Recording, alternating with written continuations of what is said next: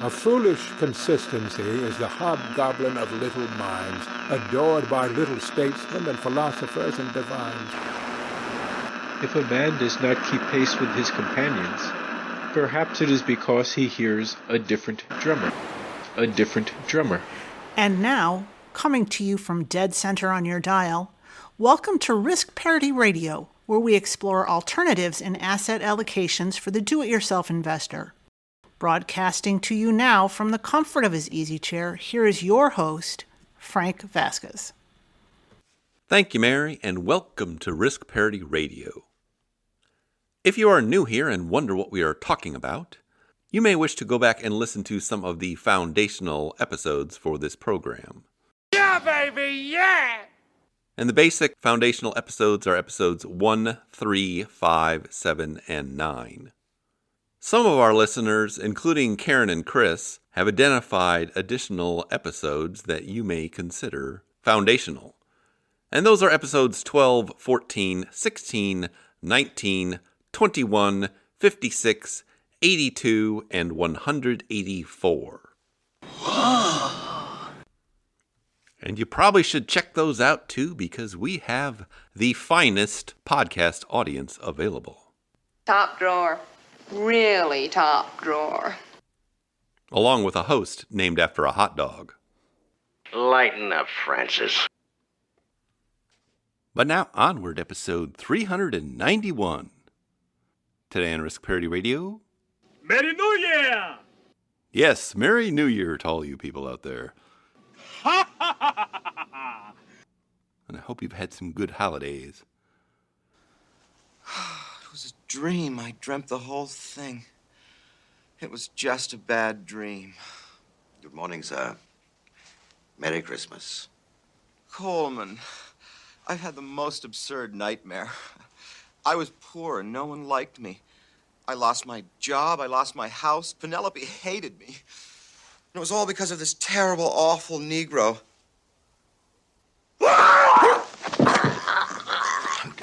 It was the Dukes. It was the Dukes. You're a dead man, Valentine! Look, Louis, it was an experiment. They used us as guinea pigs, man. Dukes used us as guinea pigs. See how our lives would turn out. They made a bet. Afraid it's true, sir. I believe him, Louis. Dukes ruined my life over a bet. For how much? $1. $1.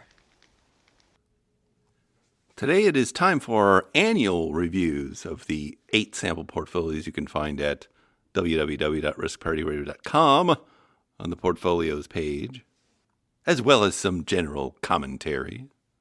You are talking about the nonsensical ravings of a lunatic mind. So if you're looking for answers to emails, you will not get them today. Just lots and lots of numbers. I'm thinking about buying this book on counting. 3, 4. What's gonna happen next? 5? Holy super happy fun time! This book's good! I'll take it! But before we get to those, let me just give you a few musings about crystal balls and other things. A crystal ball can help you. It can guide you. One thing you see from financial media and newsletter writers and all those sorts of people this time of year is some kind of pronouncement based on the year that had just gone by. You can actually feel the energy from your ball by just putting your hands in and out. And how that indicates we're in some kind of new paradigm that is going to be exactly the same as some historical paradigm or outcomes. It's kind of looking at the aura around the ball. See the movement of energy around the outside of the ball. And of course, these pronouncements are almost always wrong. Wrong! But you can bet whenever somebody guesses right on something, they're going to crow about it. Probably for the next 2 decades or more. You're that smart. Let me put it this way. Have you ever heard of Plato, Aristotle, Socrates? Anyway, so 2 years ago, at the end of 2022, the popular new paradigm narrative was that We're going back to the 1970s. See, we had high inflation, and we're going to have high inflation for the next 8 years at least.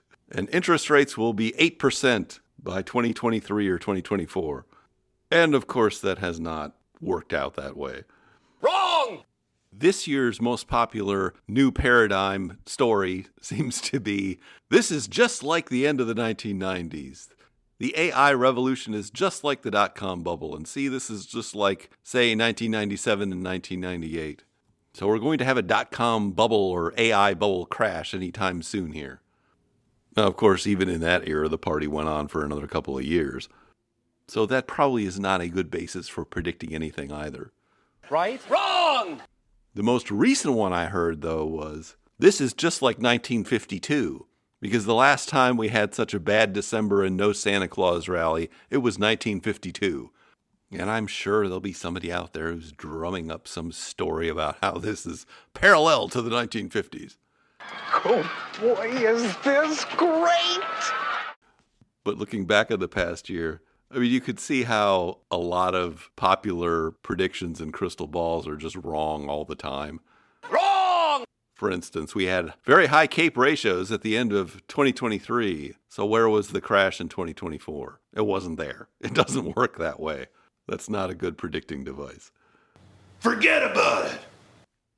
These are supposed to be bad years for something like gold because real interest rates are positive. So gold was supposed to go down or be mediocre last year. In fact, it was one of the best performing assets last year. So what does that tell you about that crystal ball?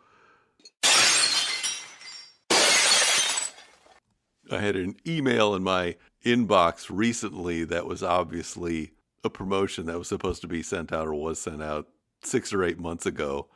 And it said something to the effect of, in August, there's going to be this meeting of the BRICS countries and they're going to form this new currency and the dollar's going to be kaput. Starting in August 7th, I think was the date they gave.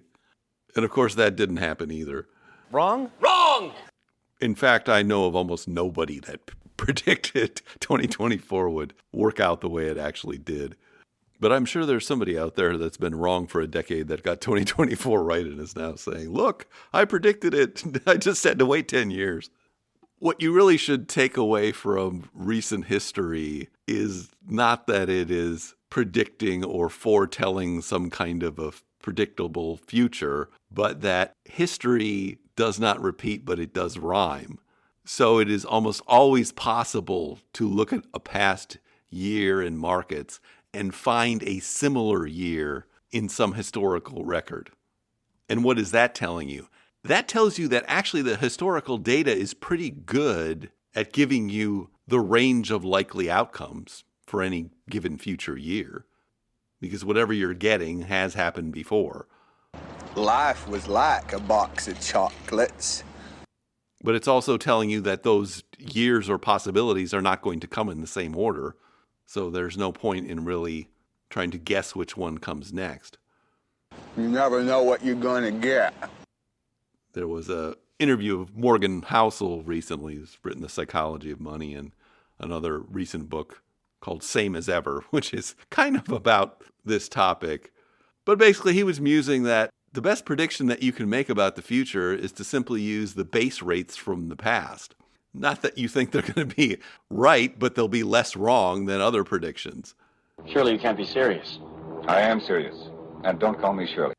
And this is also a factor of just good decision making in general. You should always start with base rates when you are trying to predict the success or failure of something, whether it's the stock market or opening a restaurant or getting involved in an MLM operation. There are base rates for all of these things, and your outcome is likely to be similar to that base rate, or at least you should start with that if you're trying to predict what the likely outcome of anything is going to be. And so he observed that if you're trying to predict whether the stock market goes up or not next year, there's about a 70% chance that it'll go up next year. And just saying that will get you less wrong than almost all other predictors, because that is, in fact, the historical record. It goes up about 70% of the time. I did not know that. I did not know that. So that led me to thinking about a 100% stock market portfolio or a stock market and cash portfolio or a 60-40 kind of portfolio. What are the odds of that kind of portfolio going up or down, and comparing that to a risk parity style portfolio like the golden butterfly or golden ratio we talk about around here. And there are actually some nice little histograms over at Portfolio Charts that lay out this data, at least since 1970. That's interesting to look at and gives you that exact figure. But I also like to translate that into the base probabilities of rolling a roll on 2 dice, because I think that's more familiar to most people who've played games where you roll 2 dice. Craps. Shake 'em up, shake 'em up, shake 'em up, shake 'em. So if we think about the base rate probabilities in those terms, a 100% stock portfolio or something that's stocks and cash or 60-40 or 70-30 or something like that does tend to have that 70% probability of success, which converted into dice rolls means that if you roll a 6 or higher, that is a successful year. And if you roll a 5, that's probably just a mediocre year. If you roll a 3 or a 4, that is like having a recession. Morgan Housel observed that you get recessions once or twice a decade, and that's like rolling a 3 or a 4 on a set of 2 dice. And that's actually not the least probable event. The least probable events of, say, rolling snake eyes. Snake eyes? Ah! Maybe teeth! Oh, hammerhead! Oh no! Pussycat puss! Batman! Double header! Pickle puss! Pumpkinhead! Neon noodle! Jukebox jaw! Wolfman! Ruff! Ruff! That is like 2022. You only see years like that about once every 40 years because they require a peculiar set of circumstances and action by a central bank. So how does that compare with something like a golden butterfly or golden ratio portfolio in terms of the odds? Well, those kind of portfolios tend to only have down years about 20% of the time. So they're 80% positive, which means instead of getting a negative return when you roll a 5, you get a positive return or something close to 0. And you're only really getting negative returns on 2s, 3s, and 4s. Now, it's also true that the variance is just much lower overall, so that out of that 80% success, less than 10% of the time you would see greater than a 20% return. And so 70% of the time you see something between 0 and 20, which around 10 is the most common outcome in any given year. And so when we get to the portfolios, you'll see that we had very average years or slightly above average years for most of these portfolios. At least the ones we care about. The experimental ones were all over the place. So in a sense, it was like rolling an 8 or a 9 this year, if you want to put it in terms of rolling those 2 dice. It was on its way to being an exceptional year until December. And December was actually one of the 2 worst months of the year for just about everybody's portfolio, I think. The other one was April. And so it tended to put a damper on things. Bring out your dead! Bring out your dead! So now let's turn to these numbers and talk about kind of which things perform the best and which things perform the worst of the things we typically use in some of these portfolios.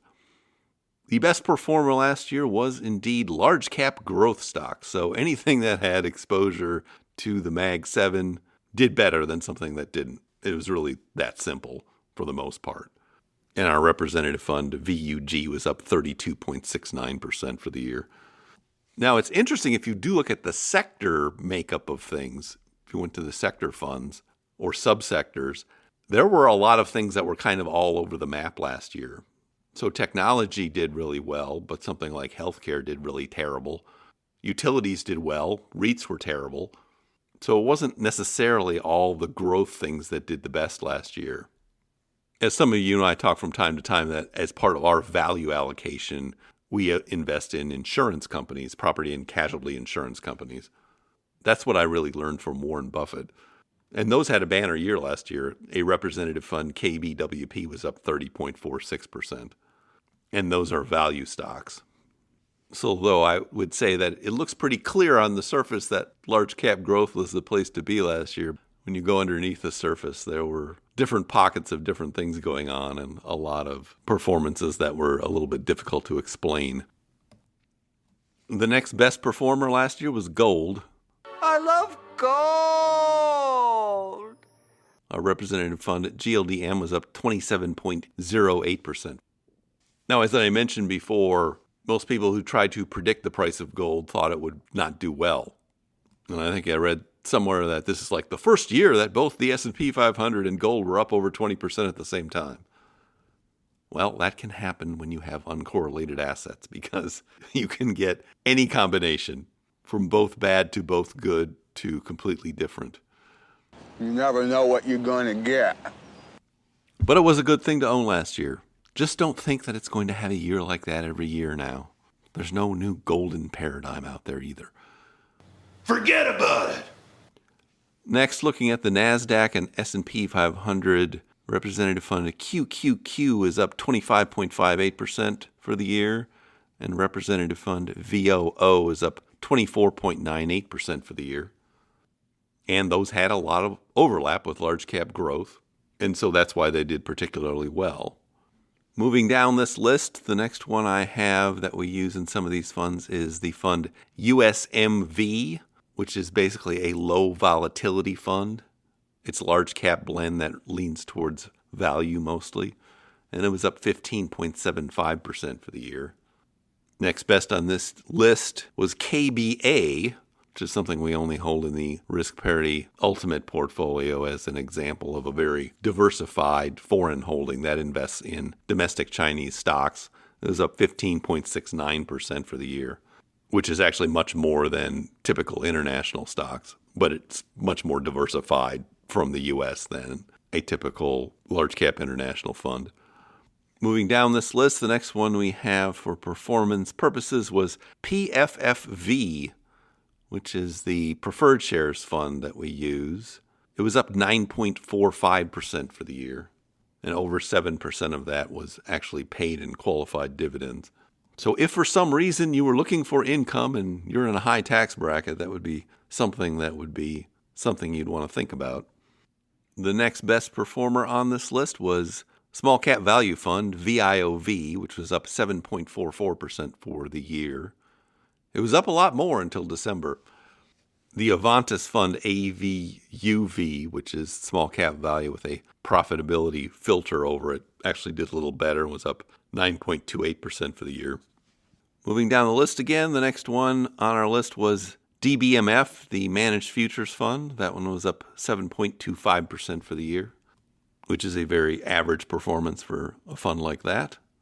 Then below that, we have another reference fund, VXUS, which is the Vanguard Total International Fund. That one was up 5.08% for the year. And although this is only 1 year, I think this kind of illustrates why that probably is not an optimal holding. That if you want something international, you probably want something that is more diversified than large multinational companies that dominate both the total U.S. and total international indexes. And to the extent you wanted a value tilt, which is what a total international stock market fund is offering you, you'd probably be better off just using value tilted funds, whether they are domestic or international. That's the fact, Jack! That's a fact, Jack! So to the extent you have something like that in your portfolio, there is probably something else out there that would be a better candidate to occupy that space. And you have a lot more choices today than you did 15 years ago when that recommendation became popular. And now getting down to the dregs, the commodities fund PDBC was up 2.08% for the year. And that also corresponds to falling energy prices generally. The energy sector in the stock market did not have a good year either. And then the worst performer was long-term treasury bonds. Representative fund VGLT was down 6.29% for the year. And if you had other bonds, they were probably down 0 to 5% or maybe up a 1%. Now that sounds terrible, doesn't it? Like a garbage truck dropped off the Empire State Building. But I also want you to think about something. That means they had a negative correlation to stocks last year, which I have to laugh about because I still hear people saying, well, Treasury bonds are positively correlated with stocks now. They were in 2022, and that means there's a new paradigm, and this is going to be the way it is, at least for the rest of the decade, just like the 1970s. Now, the crystal ball has been used since ancient times. It's used for scrying, healing, and meditation. Well, it hasn't played out that way either. Now, you can also use the ball to connect to the spirit world. What all of this does show is that there is indeed a high level of diversification going on across all of these asset classes, which is why we are holding a broad mix of them. A really big one here, which is huge. All right, now let's take a look at some of these portfolios. First one is our reference portfolio, the All Seasons. This is what you would call a traditional risk parity portfolio, which is heavy in bonds. And so it's only 30% in stocks. We use total stock market fund, VTI, for that. It's got 55% in intermediate and long-term treasuries, which is 40% VGLT, the long-term fund, and 15% VGIT, which is intermediate treasury bonds. And the remaining 15% of this was split between gold and commodities, so 7.5% each in GDLM and PDBC. So it was up 7.11% for 2024, which included losing 3.11% in December. And it's up 8.74% since inception. In terms of distributions, we'll be taking $31 from cash for January in it. We'll have taken $1,721 out of it since inception in July 2020, and a total of $367 out of it in 2024. So I thought it'd be interesting to compare this with commercial risk parity funds, because in theory they have the same kinds of makeups, except this one's just a whole lot simpler than commercial preparations. And this one actually did better than most other commercial preparations. There is one at Fidelity now called FAPSX, which is their risk parity mutual fund. They started a year and a half ago, I think. That one was up 6.87% for the year. So it was less than this All Seasons portfolio, probably because of the fees in it. Now, there are a couple other ETFs that we've talked about from time to time called RPAR and UPAR, which we first began talking about in episode 31. And those did not have a good year last year. RPAR was up 0.07% for the year, and UPAR was down 2.24% for the year. And as we've talked about before, going all the way back to episode 31, I just think those constructions are trying to be too clever by half. They're trying to use natural resource-based stocks like oil companies as a substitute for commodities or managed futures. That hasn't worked out very well. They've got allocations to tips that haven't helped them. That hasn't worked out very well. And so it's interesting that this extremely simplistic All Seasons portfolio has actually outperformed all three of these commercial preparations of risk parity portfolio funds. So score one for DIY investing and keeping your fees low. Yes! But now let's move on to what we call our bread and butter portfolios, things that we would actually use in a retirement scenario as they have higher safe withdrawal rates than something like a traditional or academic risk parity portfolio, like the ones we've been talking about. So the first one here is the Golden Butterfly. This one is 40% in stocks in a total stock market fund, VTI, and a small cap value fund, VIOV. It has 40% in treasury bonds divided into VGLT, which is long duration treasury bonds, and SHY, which is short, and then 20% in gold in fund GLDM. It was up 11.01% for the year, including dropping 3.44% in December, and is up 33.79% since inception in July 2020. We'll be taking $45 from cash accumulated for the January distribution. That'll be $2,346 since inception in July 2020 and $523 for 2024. So this one's only 40% in stocks, So there are a few things we can compare it to. One is the fund AQRIX, which is a multi-strategy fund from AQR and Cliff Asness. That was up 10.92% for the year and is way more complicated, but has a similar risk profile overall to this. And it's interesting to see they were about the same. Of course, AQRIX has a much higher fee attached to it, which again is why you want to DIY these things now that we can DIY them with inexpensive ETFs. Now, we can also compare this with the Vanguard Wellesley Fund and the Vanguard Wellington Fund because it's kind of in between, although it's closer to the Wellesley Fund in terms of the percentage of stocks in it. And the Vanguard Wellesley Fund, VWIAX, was up 5.97% for the year. And that only has about 35% in stocks in it. And the Vanguard Wellington Fund, which is VWENX, was up 14.86% for the year. And that is 65% in stocks. And is also very similar to a 60-40 portfolio. A representative fund of VBIAX was up 14.59% for the year. Now, in terms of risk profile, the Golden Butterfly is more like the Wellesley Fund than the other two, because 40% in stocks is closer to 35 than it is to 60 or 65. And you can see it greatly outperformed the Wellesley Fund by about 5%. It underperformed the 60-40 or the Wellington, but it took a lot less risk in doing so. And that's the trade-off you have.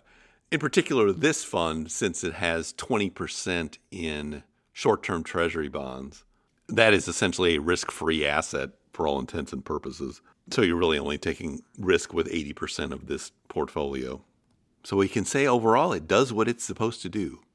And we have actually been withdrawing at it at a 5.2% rate if you take all the distributions over time. And so that's pretty good for something that's only 40% in stocks. Moving to the next one, the golden ratio. As I mentioned in the past episode and a month ago and a couple of years ago, we did slightly change the makeup of this portfolio on December 31st of this year. And the changes were to take out the REIT fund that had been 10% of the portfolio and insert a managed futures fund, DBMF or REET. And then the other thing we did simultaneously was sell the low volatility fund, that USMV fund, and put all of that money into the two other stock funds that are in there, which are a large cap growth and a small cap value fund. And this is mostly because I wanted it to look more like what we actually hold in our personal portfolio. And the old sample version wasn't quite the same thing, although it was close.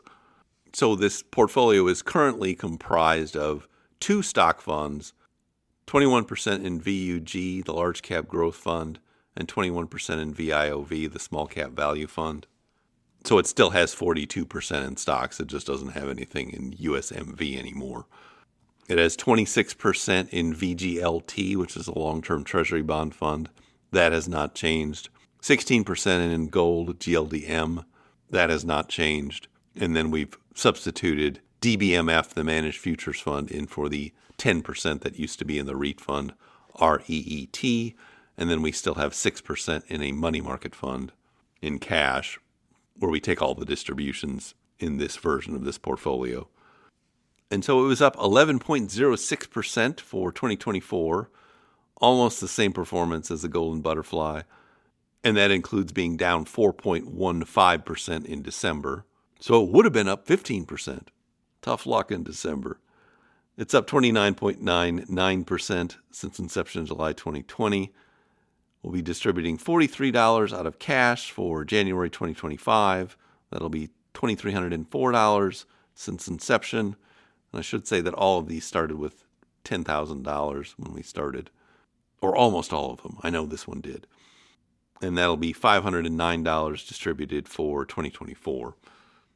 This one has a slightly higher risk profile than the Golden Butterfly, mostly because of that 20% in short-term treasuries in the Golden Butterfly, which is similar to the 6% in cash in this portfolio. So you would say this one has a greater exposure to risk assets. and did not perform as well on a risk-adjusted basis.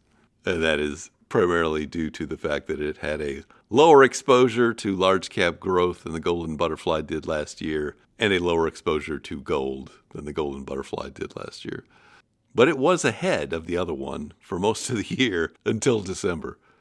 But both of those are kind of in the sweet spot of a simple portfolio that you could use to generate a higher safe withdrawal rate in retirement when you're decumulating from a portfolio.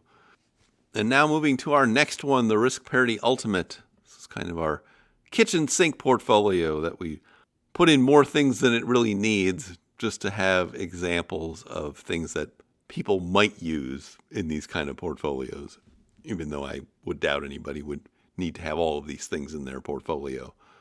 This was actually the best performer of these portfolios for 2024. It's up 13.18%. But let's go through what it actually holds since we don't do this that often. As far as stocks are concerned, this starts with 10% in the Large Cap Value Fund, VUG, and also 5% in UPRO, which is the levered S&P 500 fund. So that acts more like 15% in a portfolio and basically gives you an exposure of about 25% to growth-tilted large cap stocks. Now, on the value side of things, we have a 15% exposure to the Small Cap Value Fund, VIOV. We also have a 5% exposure to USMV, that low volatility fund we talked about. And we have a 5% exposure to REITs in the form of REET. And so that value exposure kind of balances out the growth exposure we have. There are also a couple other funds in here. One is KBA, which gives an exposure to Chinese A shares or domestic Chinese shares. So it's extremely diversified from the U.S. assets. And has been a pretty bad performer over the past few years, although it was fine. Last year was up over 15% for the year. And we also have an exposure to PFFV, which is the preferred shares fund. So that's technically stocks, but it behaves like bonds much of the time. Now, moving to bonds, we have two exposures. One is VGLT, the long-term treasury bond fund. There's a 15% exposure to that, and then 5% in TMF, the levered long-term treasury bond, which gives an effective exposure to long-term treasuries of about 30%. You can see there's a little bit of leverage in this portfolio. But now let's move to the alternatives, where we have 5 things going on in here. One is a 15% exposure to GLDM, that's gold. One is a 10% exposure to DBMF, the Managed Futures Fund. We also have a 3% exposure to BTAL, which is a long-short fund that goes long value stocks and short growth stocks. And then 2 exposures to cryptocurrencies, a 1% allocation to Bitcoin and a 1% allocation to Ether. Those are currently in a separate Fidelity crypto account, but I think when we rebalance this in July, we will get rid of those and put in ETFs so we can put this all in one place again. And then we won't have to be monkeying with multiple accounts for that. So as I mentioned, this one was up in total 13.18% for 2024, and that includes being down 4.16% in December. So it was up over 17% before that. And it's up 20.73% since inception in July 2020, although we have changed the composition slightly over time since we use this as a something of everything kind of portfolio. It did benefit substantially from those crypto holdings, which are up over 100% each, and we took some nice distributions from them over time, and maybe taking some in the future. But for now, there's enough cash built up that we're taking 39% from cash for January of 2025. It'll be $2,489 total and $463 for 2024. I think what's most interesting about this portfolio is its high tracking error to any other comparison portfolio, since it has so many differences in it. So I do expect it'll do just as well or better than the golden ratio or golden butterfly portfolios over time, but it's not going to exhibit that behavior in any predictable manner. And that's because a number of its components are highly volatile, including those 5% allocations to the levered funds, the allocation to the Chinese shares, and the allocation to the cryptocurrencies. It is kind of funny now that BlackRock has cryptocurrency funds that it's been touting and is now recommending people hold 1 or 2% in cryptocurrencies in their base portfolios. But the times, they are a-changin'. And don't criticize what you can't understand. And now moving to these experimental portfolios. The ones you're not supposed to try at home, but I know some of you do. You have a gambling problem. These were on their way to a very banner year until December, and they lost, in most cases, a third or a half of their value just in that month. These all involve levered funds in various combinations, and duly illustrate why you probably do not want them in your retirement portfolio. Although I know some of you have been very successful in accumulating with them. Well, you have a gambling problem. So going to the first one, the accelerated permanent portfolio. This one is 27.5% in a levered bond fund. TMF, 25% in a levered S&P 500 fund. UPRO, 25% in PFF, a preferred shares fund. We have not flipped that to PFFV yet, and will not do that until it rebalances. And the remaining 22.5% in gold, that's in GLDM. It was up 10.79% for 2024, but that also includes being down 7.49% in December, which was a really bad month for this portfolio.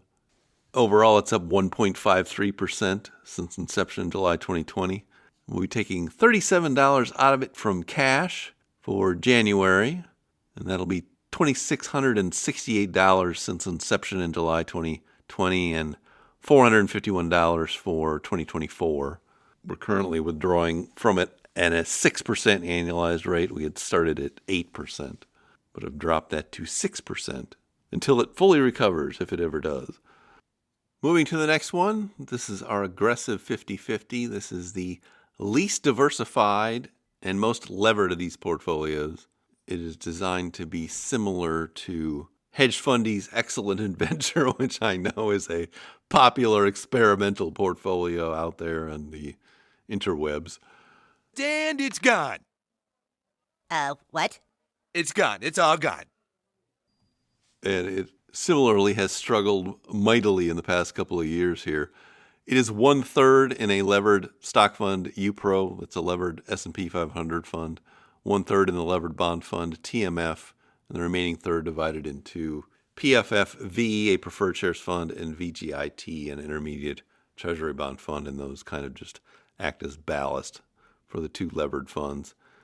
It was up 8.46% for 2024, losing almost half its gains in September. It was down 7.95% in December, and it's down 11.05% since inception in July 2020. We'll be taking $33 from it from cash for January. That'll be $2,702 total since inception in July 2020. And that should be $2,702 total. There's never too much to say about this other than, it's got too much leverage and not enough diversification. At one point, it was the best performer of all these portfolios, but it's been the worst one for quite some time now. I will be curious to see if it ever recovers its glory, but it may be some years. We are withdrawing from it at a 6% annualized rate, though, so that may have something to do with it. And it started at 8% when it was doing well, but it's not anymore. Now moving to our next one, our next experimental one, the levered golden ratio. This one's a year younger than the other ones. It started in July of 2021, so that was actually one of the kind of worst start dates you could have, the latter half of 2021. For a retirement portfolio in this decade, given what happened in 2022. But this one is 35% in NTSX, which is a composite levered fund composed of the S&P 500 and treasury bonds of multiple durations, and it's levered up 1.5 to 1. The purpose of this portfolio was to try and construct something around that particular fund, because I don't really have any of those mixed asset funds in any of these other portfolios. Thought we should have one. It's also got 25% in gold, GLDM, which helped it a lot last year. 15% in a REIT called O, which hurt it a lot last year. I think Realty Income Corp was actually down last year. That is a REIT that is pretty bond-like, and it was down 2.11% last year. It does pay a dividend every month. So it's very reliable, but not very exciting. This portfolio also has a levered small cap fund called TNA, small cap blend fund, and then a levered bond fund TMF. And the remaining 5% is in KMLM, which is a managed futures fund. It was up 10.79% for 2024. That includes dropping 7.09% in December alone. And it is down 4.38% since inception in July 2021. And that is largely due to the small cap fund, TNA, which unlike UPRO has not turned out to be a very good choice for levered funds. And I think part of the reason for that is based on the Russell indexes, as opposed to an S&P 600 index or a different index. But we'll be taking $33 out of it as a distribution for January from accumulated cash. It's at a 5% annualized rate right now. That'll be $1,589 since inception, including $389 in 2024. This has definitely been an underperforming collection of funds, but I think that part of it is also due to tracking error. But it's also why I kind of dislike trying to build things around these composite multi-asset funds like NTSX. I just think it's a more difficult job. I don't think I'd like another job. And the rebalancing becomes less effective with multiple assets contained in one fund that you can't rebalance itself. But now let's move to our last one, this newest one we just started in 2024, the Optra portfolio. One portfolio to rule them all. Frodo of the 9 fingers and the ring of doom. This is designed to be a return stacked portfolio, if you're familiar with that term, from Corey Hofstein and Resolve Asset Management. So we're taking a little bit of leverage in the stocks and bonds and then using that to support an addition of alternative investments in gold and managed futures. So overall, it has an effective leverage of about 1.44 to 1. In terms of composition, it has 16% in the levered stock fund UPRO. It's a 3 times leveraged S&P 500. 24% in a composite value-tilted fund, AVGV, which is worldwide and has both domestic and international value stocks of all sizes, from small to large, although it is more large tilted than small overall. We've got 24% in GOVZ, which is a strips fund of U.S. Treasury bonds. So that has an effective volatility of about 1.5 to 1 if you were to compare it to a long-term Treasury bond like VGLT or TLT. And the remaining 36% is divided into 18% in gold GLDM and 18% in the managed futures fund DBMF. So this was only running for the last half of this year, since July 2024. It was up 3.08% for 2024, but that includes dropping 5.29% in December. So it lost more than half its gains for the month, and there was no Santa Claus. No Santa Claus. Did you ever hear of that terrible year way back before you were born? When Santa Claus took a holiday on the night before Christmas morn. It was a year without a Santa Claus, a Christmas Eve so sad. We will be distributing $50 out of it from cash for January. That's at a 6% annualized rate. And we will have distributed $310 from it since inception, including $260 for 2024. And that concludes our annual reviews. Sorry for so many numbers, but we do have to do this occasionally. This is pretty much the worst video ever made. Napoleon, like anyone can even know that. And we will get back to the emails in the next podcast. If you want to check all this stuff out, it's all going to be up on the website by the time this podcast goes out. And so you can check out the details there. But if you just want to run these kinds of portfolios, I think the easiest way to backtest them is actually to go to Portfolio Visualizer or the new Testfolio site. And you can plop them in there with whatever start dates you want and see how they run, at least as far back as the funds exist.